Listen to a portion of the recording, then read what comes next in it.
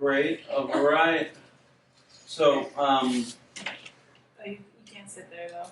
Oh. I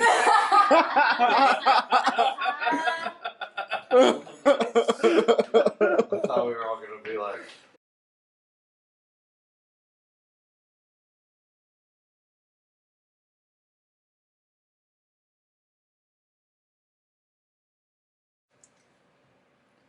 Part 2. The Merchant That Surprises People. Scene 1.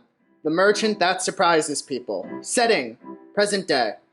Lights up to the Merchant That Surprises. Having jumped through a magical red door which brought him to Brooklyn and Everett's side of the world, he is skipping along a railroad track. He has a bag of wares for selling.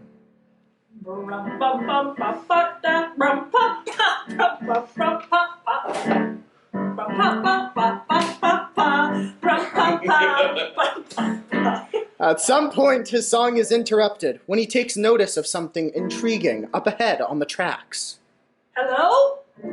I see you there. I'm a maker and seller of wares, so naturally I'm not a danger to you. Whatever it is, it moves. Oh, a creature, are you? He inches closer to whatever it is. He sees the creature flap its wing. A wing. Are you a bird? Or are you a dragon dwarf? Do you talk? Of course it talks. Are you a shy creature with wings? Yes, that's what I thought. Very, very shy.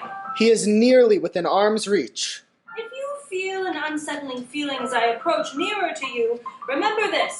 I am a maker and seller of wares, so naturally I'm not a danger to you.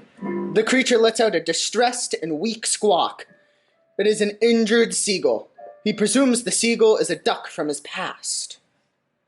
Is that? He presumes the seagull is a duck from his past. He gently reaches down and touches the seagull. It is you. My dear old friend, I am so happy to see you again. Can I pick you up? He picks up the seagull, resting it on the crook of his elbow, gently holding the beak shut with his thumb and forefinger. At long last, you've escaped the king's clutches. He inhabits you no more. The bird squawks.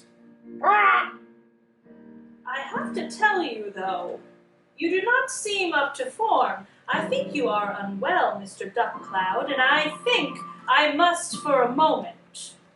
I think I must think for a moment. Yes, that's what I was thinking of saying.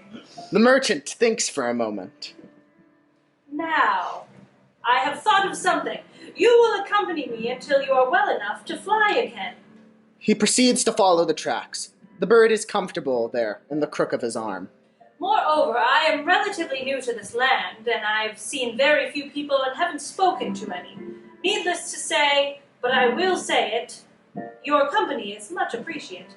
He stops and picks up a couple of rusty railroad spikes. He examines them and tosses them into his sack of wares. Solid brass. Oh yes, those little bits will surely be worth something to someone or something. The bird squawks.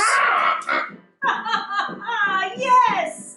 Let us see where these old tracks will take us. Onward ho! Brum-pa-pa-pa, brum-da-brum, brum-pa-pa, brum-brum-pa-pa. Repeat as lights fade. good. Cut.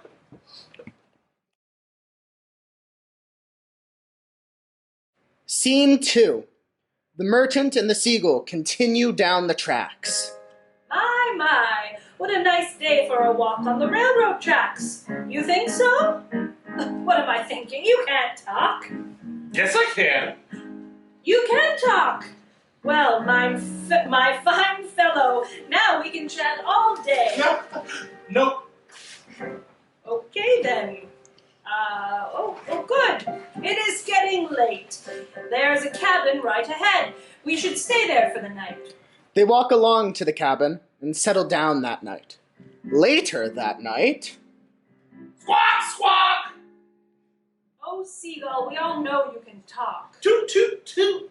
Yes, Seagull, that is a very good impression of a train. Now go to sleep.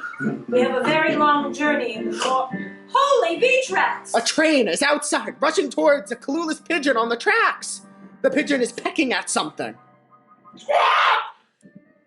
I better go do something. The merchant frantically digs through his bag and finds a few things to save the pigeon with. Aha!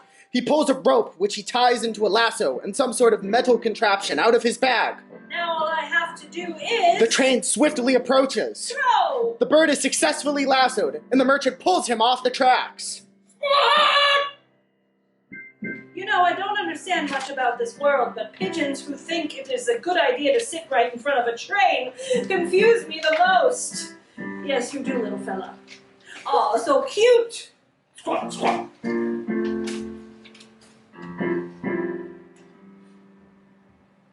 Squawk!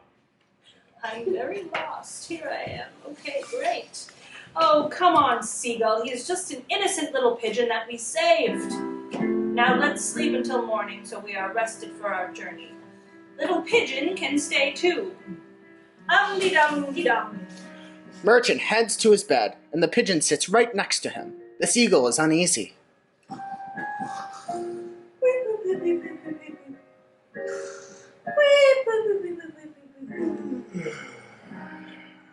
The pigeon... Hey, you! Yeah, I talk to. I am a magical pigeon. I am here to warn you about an event in the future, and trust me, it is not going to be a good one. What do you mean in the future? We are magical talking birds. What can go wrong?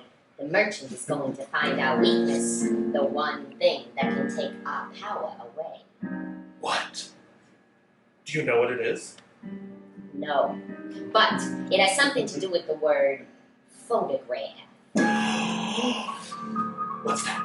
I don't know, but it's too risky. We are going to have to leave the merchant in the morning.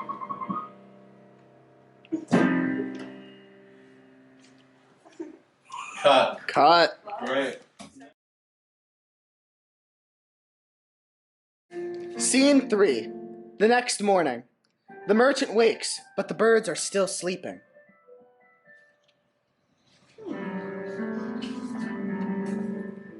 I'm going to find something to eat. I will be right back. Stay here. Merchant. Let's see.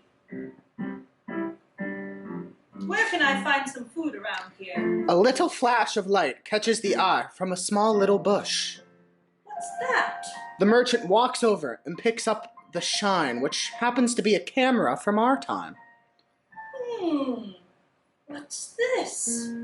Let's go show Seagull and Pigeon. Meanwhile, Seagull and Pigeon are getting ready to leave. The merchant returns. Look what I found!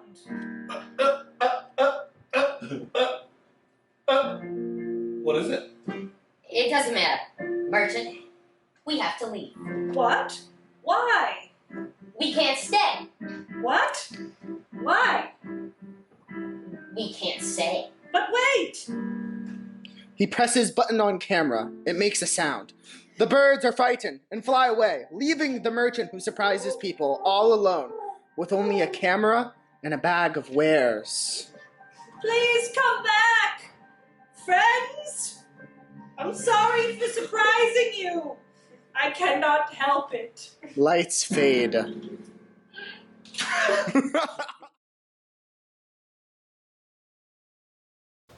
Scene 4. Oh, my friends have flown away and will never come back. I will have to continue alone. Bum, bum, bum, ba-da. Bum, pa, pa. Bum, bum, brum, pa, pa. 2 hours later, the merchant feels hungry. I am hungry. Let us see what I have in my bag of wares. Looks in bag of wares. Aha! I have found nothing. The merchant continues his trip. After a few hours, or even a lot more than that, the merchant that surprises people arrived in a city. A city! Surely a place so grand as this will have enough to fill any belly that finds itself here. There. So the merchant ran over to a burger place. There was a line at the cash register. Excuse me. Everyone that was in line turned to look at him. Pardon. Can you please move? I smell something I must eat.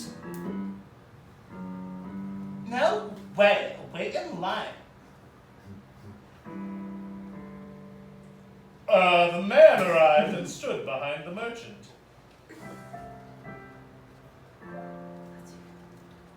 Hello there. I've never seen you around here. What is your name? I am a maker and seller of wares. I am also the merchant that surprises people. What is your name and what is that smell? My name is Lucas.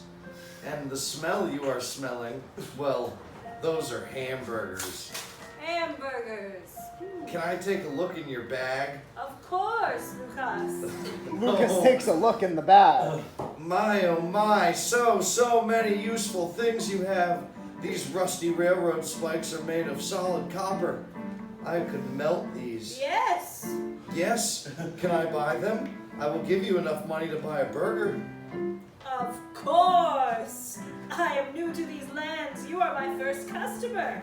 So the merchant gives Lucas the rusty railroad spikes, and Lucas gives the merchant the money to buy the burger.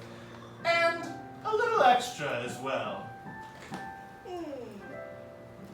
There's some extra for you as well. Oh, please. I do not need extra. I just need one hamburger. Oh, please take it.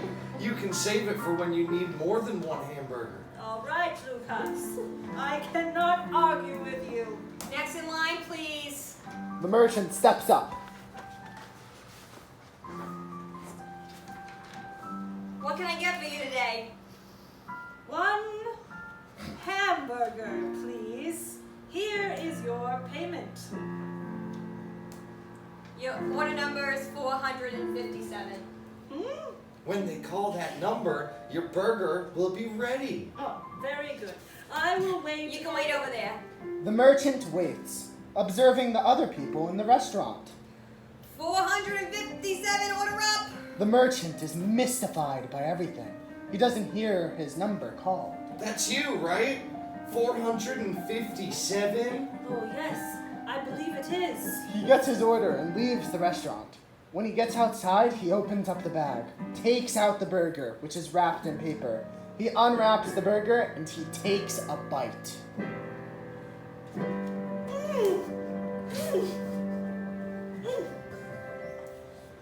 Lights out as he continues to eat.